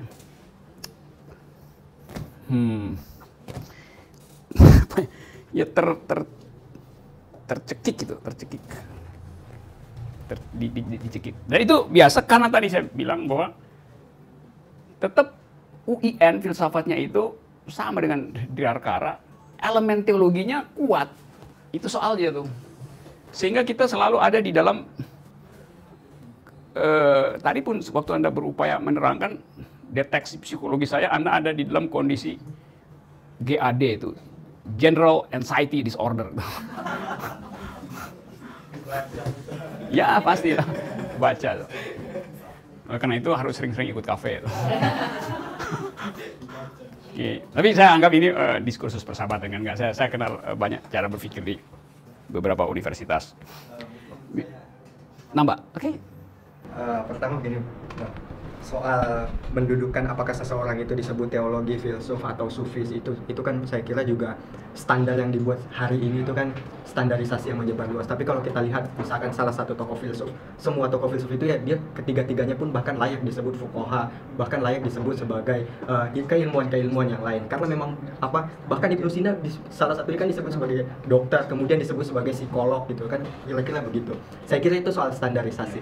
Nah, tapi kalau sudah menyangkut misalkan saya kritisi lagi sedikit, Mu'tazilah tidak pernah menginginkan bahwa akal itu mendahului iman. Perbedaannya ini sebenarnya secara sederhana ya, dia tetap mendahului iman, hanya saja dia hanya percaya terhadap satu karakter-karakter tertentu dibanding teologi-teologi yang lain. Nah, yang ingin saya masukkan di sini, permasalahan saya sebenarnya yang saya angkat ini kan orang-orang itu, maksud saya yang apalagi di sufisme itu dia tidak lagi menganggap alam itu sebagai objek gitu. Nah ini kira-kira maksud saya kalau hari ini kan pantas apa tidak pantas gitu kira-kira, maksud saya disebut sebagai ekofeminisme gitu. Karena mereka nggak melihat alam dan lain-lain itu, menjaga alam itu bukan karena kepentingan ekonomi atau dan lain-lain sebagainya gitu kan begitu. Apalagi dalam diskursus akademis gitu, pandangan dia terhadap alam bukan lagi subjek objek, tapi peleburan lah, kurang lebih begitu. Dan ya, saya tahu jejak dari pikiran emanasi itu tuh dari sumber pertama. Tetapi karena dia diasuh di dalam wilayah teologi, maka kita cenderung kasih elemen lebih banyak pada teologi. Tapi kalau saya belajar tentang Mu'tazilah, tetap problemnya adalah bila terjadi kontradiksi di dalam wahyu, Anda pergi kemana gitu? Pergi ke akal, bukan pergi pada kontradiksi itu tuh. Ya itu boleh berlangsung di dalam saling kritik. Nah kalau saya kangen pada filsafat Islam yang sifatnya tadi sufisme, lalu saya mulai membaca Al-Ghazali misalnya, maka saya dapat di situ juga semacam cara berpikir yang hierarkis, yang tarikatif gitu. Karena kita naik satu persatu di dalam kecemasan hidup, kita cari pegangan roh yang lebih tinggi gitu kan. Lalu kita, jadi sufi akhirnya. Itu cara berpikir yang tarikatif. Tapi saya mengerti itu karena situasi akademis Indonesia itu tidak liberal untuk menguji dalilnya. Tadi misalnya di Universitas Gadjah Mada, di jurusan filsafat, ada disertasi dipertahankan dan lulus bagus. Judulnya atau tes disertasi itu bunyinya begini: ateisme hanya dapat dicegah melalui penataran Pancasila. Coba lu bayangin kok bisa lulus. Yang goblok yang uji pasti. Kalau kita uji misalnya jalan pikiran itu sebagai tesis itu. Loh, ateisme itu diizinkan oleh Pancasila. Oleh sila pertama? Tentu bukan. Oleh sila kedua diizinkan, namanya kemanusiaan adil beradab. Humanisme itu artinya berhenti mengkonsumsi teologi. Itu yang namanya filsafat humanisme. Artinya manusia bisa mengatur dirinya sendiri untuk menghasilkan keadilan tanpa perlu pergi ke surga. Itu inti dari humanisme. Sila keberapa lagi? Sila ketiga, sila keempat, demokrasi itu membolehkan orang tidak beragama. Karena nggak ada urusan antara menghasilkan keadilan dan menghasilkan kesolehan. Dua hal yang boleh dipisahkan itu. Jadi bayangin Fakultas Filsafat Universitas Gadjah Mada meloloskan seorang doktor dari UIN Yogyakarta dengan tesis semacam itu. Itu yang bikin saya sakit perut dari tadi pagi itu. Sekarang udah sembuh itu. Karena akhirnya kita ngerti, oh ya masyarakat Indonesia tidak bisa lepas dari aspek teologis itu. Seharusnya akademisi bisa lepas dari itu. Tetapi supply energi teologi dari masyarakat, apalagi ada isu komunis segala macam ini, menyebabkan orang merasa, enggak, gue mesti lulusin tesis ini. Loh, itu kalau saya nguji itu, saya kasih itu, enggak sih. Minus A. Bukan A minus, minus A. Lain kan A minus dan minus A. Ya, artinya lebih buruk dari E. Karena A, B, C, D, baru minus E, minus D, minus A, minus itu paling bawah. Kontradiksi dari A itu. Jadi, you bayangin misalnya kan. Oleh karena itu kita suka anggap tuh, pokoknya kalau kalian ikut kafe, udah di atas A plus lah, udah kira-kira. You got, kamu dapat seluruh kebebasan untuk kritik, keinginan untuk menguji dalil sendiri kan. Kan kampus nggak begitu kan? Seluruh kampus Indonesia itu begitu feodalnya sehingga si mahasiswa itu akhirnya dikasih buku, dia nggak mau baca bukunya, dia mau baca keinginan si pengujinya, dia mau baca keinginan si pembimbingnya tuh. Itu yang membuat IQ kita itu setiap hari turun 12 poin. Jadi kalau ada 5 disertasi begitu, kita langsung jadi idiot gitu. Oke, ada yang terakhir ya. Oke, Mariam, teman kamu. Oke, terus dalam sistem gitu ya, sistem kapitalisme yang orang mungkin tidak ingin merusak alam, tapi bisa saja kemudian dia terpaksa merusak karena terjerat dalam sistem itu. Dia terpaksa bekerja dalam sistem itu sehingga dia ikutan merusak. Nah, pertanyaan saya, kalau saya pribadi nggak ada masalah sebenarnya evolusi hak dari hak alamiah kemudian menjadi hak alam. Okay. Pertanyaannya dalam situasi seperti sekarang, kira-kira konsekuensi seperti apa kalau kita kemudian beralih ke hak alam itu, sistem ekonomi dan politiknya? Kira-kira ini kan juga menjadi tugas filsafat untuk memikirkannya. Apakah kemudian seperti kata kelompok anarkis yang dalam pandangan mereka mengatakan manusia purba itu lebih baik daripada manusia modern gitu ya, karena manusia modern, manusia itu punya kecenderungan semakin pintar dia semakin merusak. Nah, pertanyaan saya tadi, konsep apakah begitu kembali ke zaman seperti tidak adanya teknologi atau bagaimana itu? Jadi konsekuensi dari hak alam itu kira-kira akan menciptakan situasi ekonomi seperti apa dan politik seperti apa? Itu aja, Bro. Terima kasih. Ya, itu selalu ujian. Ujian yang paling gampang adalah menyodorkan problem ecological justice itu dengan sistem kapitalisme. Tapi setiap kali kita bicara tentang sistem kapitalisme, pikiran kita itu di bawah pada bekuan konsep itu di zaman merkantilis misalnya tuh. Sehingga seolah-olah kapitalisme itu berhenti di situ tuh. Sekarang kapitalisme itu statusnya footloose, tanpa jejak. Ada derivatif kapitalisme, ada digital kapitalisme, segala macam tuh. Dan ekofeminisme tidak di dalam rangka attacking kapitalisme, tetapi mengaktifkan jenis justice yang baru. Jadi kalau kita bilang itu anti kapitalisme, ya itu urusan dari Marxisme, urusan dari sosialisme, anti kapitalisme. Tapi ekofeminisme ambil kalau kata Robert Frost, the road less traveled, jalan yang jarang dilalui orang itu. Karena dia mau produce a new kind of justice. Kaitannya dengan kritik terhadap kapitalisme dibuat justru oleh orang semacam siapa yang nulis Ecology of Freedom, Murray Bookchin namanya itu. Murray Bookchin adalah seorang environmentalist yang mencoba menghubungkan antara social injustice dengan environmental injustice. Jadi ada elemen kritik terhadap kapitalisme di situ tuh. Pikirannya sederhana, yaitu bahwa di dalam sistem kapitalis, alam itu dieksploitasi lalu dikonversi menjadi komoditas. Jadi intinya adalah market menghasilkan. Jadi kalau alam itu selalu ditafsirkan secara materialis, maka hasilnya adalah sistem pasar. Sistem pasar itu dengan sendirinya merugikan perempuan. Nah, oleh karena itu, perjuangan ekofeminis dan perjuangan Marxis juga sebetulnya setara di dalam dimensi itu tuh. Teman-teman yang ada di sana. Nah, saya mau mengatakan itu supaya kita tidak seolah-olah menganggap ekofeminisme itu menghindar dari kritik terhadap kapitalis. Tidak, justru di situ ada persinggungannya. Tetapi bukan agenda dari ekofeminis untuk berkelahi dengan sistem kapitalis. Ada persinggungan di situ, tapi itu bukan hobi utama dari ekofeminis itu. Itu kira-kira jalan pikirannya tuh. Nah, sama seperti misalnya Vandana Shiva. Vandana Shiva juga menganggap bahwa yang disebut pembangunan itu sebetulnya berbasis pada apa yang disebut the idea of progress.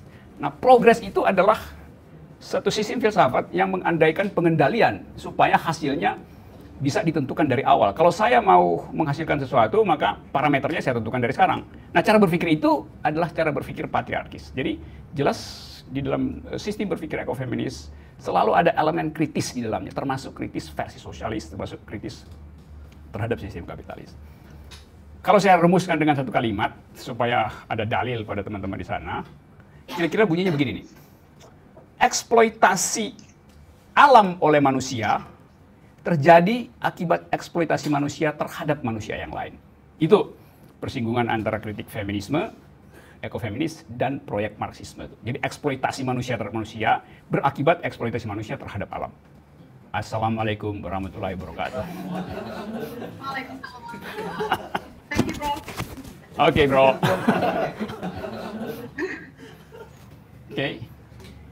Oke ya, saudara, saya kira itu keterangan saya dan mudah-mudahan bisa ngobrol lagi. Jadi hal yang paling mengenakkan di dalam kafe adalah kita berupaya untuk menghasilkan argumen secara bersama-sama. Kalau ada yang surplus argumen, dia akan ditagih untuk mensubsidi yang defisit. Kalau yang defisit, dia mesti kasih tahu bahwa saya defisit. Dengan cara itu kita tahu bahwa kalau jumlah argumen di dalam masyarakat Indonesia cukup stabil atau tercukupi, maka begitu banyak problem radikalisme, sinisme atau arogansi bisa kita kurangi. Karena saya selalu percaya bahwa argument is the currency of thought. Argumen adalah mata uang pikiran. Sebagai warga negara kita cuma tukar tambah bernegara dengan argumen, bukan dengan sensasi masuk surga, bukan dengan sinisme pada masa lalu, tapi hanya karena argumen maka kita dinyatakan berhak untuk mengucapkan dalil. Kesetaraan argumen adalah kesetaraan manusia. Feminisme juga berupaya di situ. Selamat malam. Salam.